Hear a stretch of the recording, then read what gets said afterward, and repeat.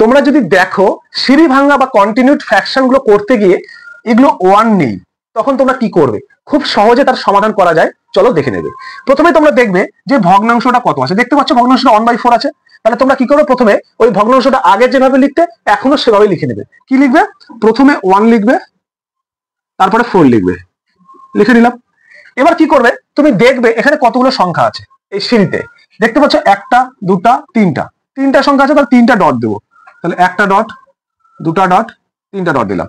এবার কি করব? আমরা আগের অঙ্কগুলোতে যেহেতু সবগুলো 1 ছিল তাই লিখিনি, এবার 1 নেই তাই তোমাকে লিখতে হবে। তুমি তাহলে কি করবে? যা আছে তাই লিখে নেবে। কত আছে? প্রথমে 2 আছে, 2 লিখে নাও। তারপর কত আছে? 3 আছে, 3 লিখে নাও। তারপর 1 আছে, 1 লিখে নাও, লিখে নিলাম। এবার গুণ করার সিস্টেমটা একটুখানি চেঞ্জ করতে হবে। কি চেঞ্জ করতে হবে? প্রথমে উপরের যে দুটো হচ্ছে এই উপরের এটার সঙ্গে এটার সবসময় গুণ করতে হবে। গুণ করে কি করবে? নিচে লিখবে 4 2 8। এটা তুমি মনে মনেও করতে পারো, আবার লিখে লিখেও করতে পারো। প্রথম তুমি লিখে করো 4 2 8। এই যে তোমার 8টা হয়ে গেল, এবার 8টার সঙ্গে পেছনে যে নাম্বারটা থাকবে সেই পেছনের নাম্বারটার সঙ্গে এটা সবসময় কি করতে হবে? যোগ করতে হবে। তাহলে প্রথমে উপরের দুটো নাম্বার গুণ করবে, গুণফল যা হবে তার সঙ্গে পেছনের নাম্বারটা যোগ করবে।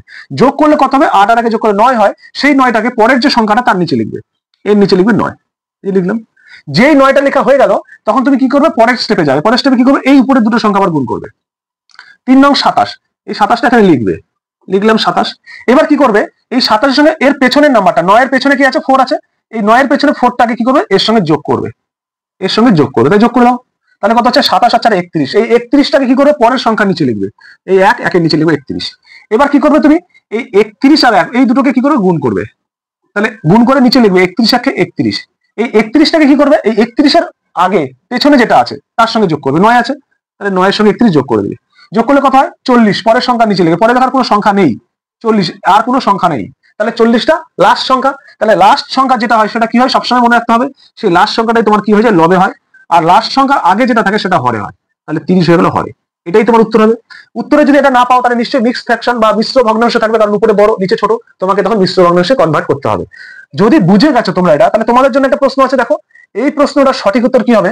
প্রত্যেকে কমেন্ট করেই যাবে। যদি ভালো লাগে অবশ্যই লাইক করে দেবে। সকলকে ধন্যবাদ।